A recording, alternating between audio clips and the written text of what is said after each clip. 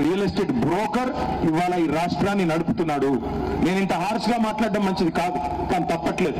మీ ఆవేదన చూసిన తర్వాత, మీ బాధ చూసిన తర్వాత, మీ కోపం చూసిన తర్వాత, చిన్న పిల్లలు వచ్చి మాట్లాడుతున్న పద్ధతి చూసిన తర్వాత అనిపిస్తున్నది. మేము మీకు ఒకటే మాట ఇస్తా ఉన్నాం. పెద్దలు కేసీఆర్ గారి తరఫున ఒకటే ఒక మాట, 2 ఏళ్లు కాపాడుకోండి మీ భూముల్ని, మీ ఇళ్ళని. 2 ఏళ్లు తర్వాత మేము వస్తున్నాం. మీ దయతో మళ్ళీ వస్తాం. కేసీఆర్ గారు మళ్ళీ ముఖ్యమంత్రి అవుతారు.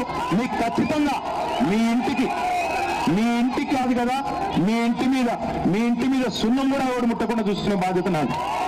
ఈ 2 ఏళ్లు కాపాడుకుందాం. ఈ 2 ఏళ్లు కాపాడుకోవాలి. ఎందుకంటే ఈ దుర్మార్గం నుంచి ఒక మీ ఇళ్ళనే కాదు, తెలంగాణను కూడా కాపాడుకోవాలి.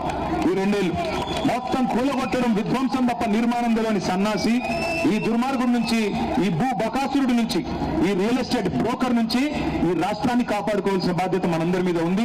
మీ అందరితో ప్రార్థన, మీ అందరితో నా రిక్వెస్ట్ ఒకటే, దయచేసి గుర్తుపెట్టుకోండి, ఒక్కడి మీదకి వస్తే మనందరి మీదకి వచ్చినట్టే.